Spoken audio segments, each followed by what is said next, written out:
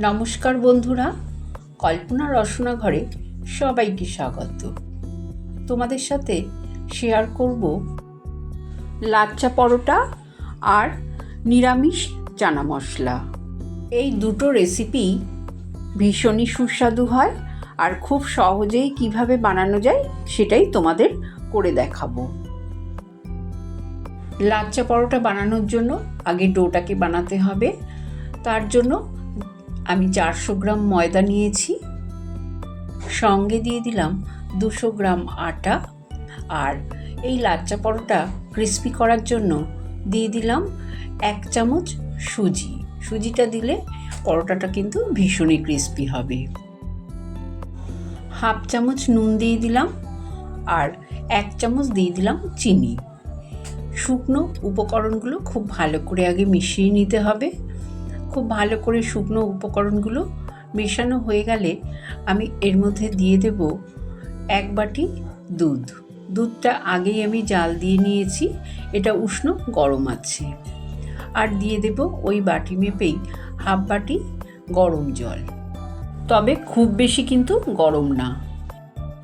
এবার খুব ভালো করে আমি দুধ আর গরম জল দিয়ে ময়দা আর আটার ডোটাকে ভালো করে মেখে নেব। আর যদি জল লাগে পরে আবার দেব, একবারে কিন্তু খুব বেশি জল দিলে হবে না।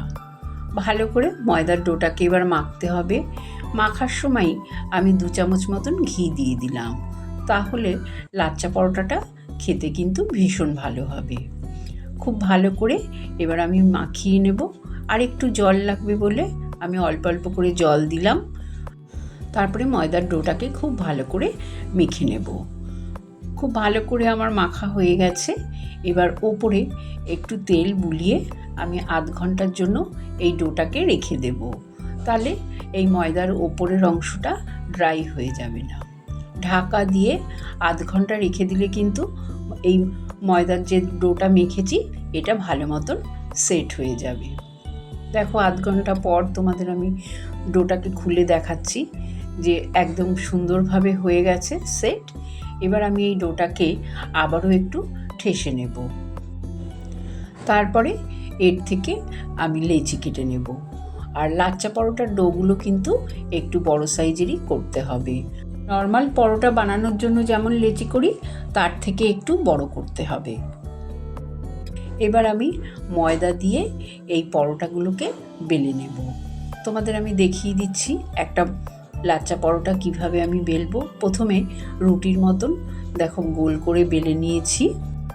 এর ওপরে এবার তেল দিয়ে দেব। সাদা তেল দিয়ে পুরোটা বুলিয়ে নিলাম ওপরের অংশটা। তারপরে ময়দার গুঁড়ো দিয়ে দিলাম। তোমরা এখানে তেলের পরিবর্তে ঘিও দিতে পারো। ময়দা দিয়ে এবার আমি লাচ্চা পরোটার মতন ভাজ করব। তোমরা দেখে নাও আমি কিভাবে ভাজ করছি। এইভাবে ভাজ করে নেব। পুরো সম্পূর্ণ লেচিটাই এইভাবে ভাজ করার পর ওপর থেকে একটু সাদা তেল দিয়ে দেব আর ময়দা দিয়ে দেব। তারপরে এই লম্বাটাকে আমি একটু রোল করে নেব। রোল করে লাস্টে যে অংশটা থাকবে সেটা এইভাবে একটু চেপে দিলাম। এইভাবে আমি লাচ্চা পরোটার সব কটা লেচি বানিয়ে নেব। সব কটা পরোটার লেচি আমার বানানো হয়ে গেলে একটা করে লেচি নিয়ে হাত দিয়ে প্রথমে এইভাবে একটু চেপে চেপে বড় করে নেব। তারপরে বেলনি দিয়ে বেলে নেব। পরোটা বেলার সময় কিন্তু ময়দা বা তেল কিছুরই দরকার হয় না, এমনি সুন্দর বেলা হয়ে যায়। আর পরোটাটা দেখতেই পাচ্ছ, খুব বেশি পাতলাও না, খুব বেশি মোটাও না। এবার গ্যাস অন করে একটা ননস্টিকের তাওয়া বসিয়ে দিলাম, তাতে পরোটাগুলো ভেজে নেব। মিডিয়াম টু হাই ফ্লেমে পরোটাগুলোকে সুন্দর করে ভেজে নেব। এক পিঠ ভাজা হয়ে গেলে উল্টে দিলাম, অপর পিঠটাও এবার সেঁকে তারপরে আমি চারিদিক দিয়ে তেল দিয়ে দিলাম। পরোটাগুলো সাদা তেল দিয়ে ভাজবো। তোমরা যদি মনে করো তোমরা ঘি দিয়েও ভাজতে পারো। দেখো কত সুন্দর পরোটাগুলো আমার সেঁকা হয়ে গেছে। এবার আমি তুলে রেখে দেব। এইভাবে সব লাচ্চা পরোটাগুলো সেঁকে নেব। কাবলি চানা 7-8 ঘন্টা ভিজিয়ে তারপরে আমি প্রেসার কুকারে সেদ্ধ করে নিয়েছি। এখানে প্রায় 400 গ্রাম মতন চানা নিয়েছি, আর চানাটাকে এমনভাবে সেদ্ধ করেছি যাতে সেদ্ধও হয়ে গেছে আবার গোটা গোটাও রয়েছে। এবার আমি ঘুগনিটা করে তোমাদের দেখাবো। এখানে 4 চামচ সর্ষের তেল দিলাম, একটা শুকনো লঙ্কা, হাফ চামচ গোটা জিরে, সামান্য একটু হিং দিয়ে দিলাম। ফোড়নের গন্ধ বেরোলে গ্রেট করা আদা, কুচানো কাঁচা লঙ্কা আর টমেটো দিয়ে দেব। এই কাঁচা লঙ্কা, টমেটো, আদা দিয়ে একটু নাড়াচাড়া করে নেব 2 মিনিট। তারপরে আমি নারকেল কুচিয়ে রেখেছিলাম, কিছুটা নারকেল কুচানো দিয়ে দিলাম। তোমাদের কাছে না থাকলে নারকেলটা স্কিপ করতে পারো, কিন্তু যেহেতু নিরামিষ তাই দিলে ভালোই লাগবে। একটু ভাজা ভাজা করে নেব নারকেলটা। তারপরে দিয়ে দেব আমি গুঁড়ো মশলা ভিজিয়ে রেখেছি। এখানে হলুদ গুঁড়ো, লঙ্কার গুঁড়ো, জিরে গুঁড়ো, ধনে গুঁড়ো 1 চামচ করে দিয়ে ভিজিয়ে রেখেছিলাম, দিয়ে দিলাম। আর হাফ চামচ চিনি, সঙ্গে দিয়ে দিলাম 3 চামচ ফ্যাটানো টক দই। এবার লো ফ্লেমে মশলাটাকে খুব ভালো করে কষিয়ে নেব। মশলা খুব ভালো করে কষাতে হবে যতক্ষণ না মশলা থেকে তেল ছাড়ছে। মশলা খুব সুন্দরভাবে কষানো হয়ে গেছে, তেলও ছেড়ে দিয়েছে।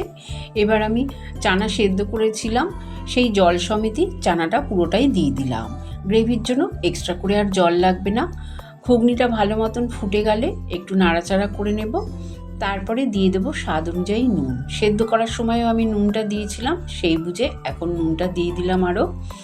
ভালো করে ফুটে গেলে আমি এখান থেকে কিছুটা চানা একটা বাটিতে তুলে রাখবো। এই চানাগুলোকে একটু হাতার পিঠ দিয়ে চেপে চেপে ভেঙে দেব। তারপরে দেখো আমার এদিকে ঘুগনিটাও ভালো মতন ফুটে গেছে। ঢাকা দিয়ে 10 মিনিট লো ফ্লেমে রান্না করে নেব। 10 মিনিট পর ঢাকনা খুলে দেখাচ্ছি, দেখো কত সুন্দরভাবে চানা মশলাটা হয়ে গেছে।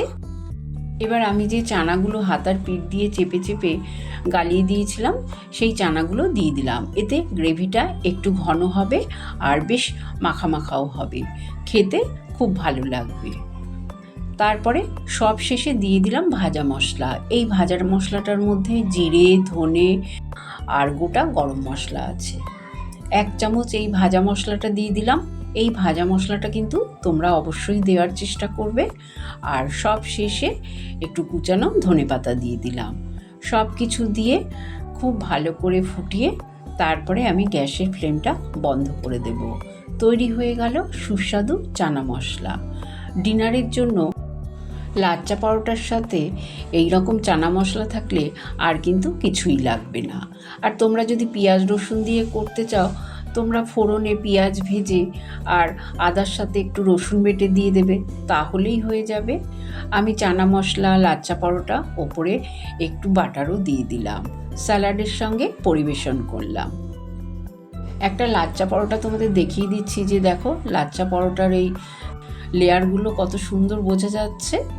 আর এই লাচ্চা পরোটাটা ক্রিস্পিও হয়েছে, দেখো তো কতটা খাস্তা হয়েছে আর কতটা নরম হয়েছে। দেখো, রেসিপি ভালো লাগলে কমেন্ট করে জানিও।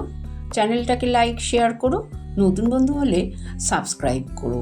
সুস্থ থেকো, ভালো থেকো। ধন্যবাদ।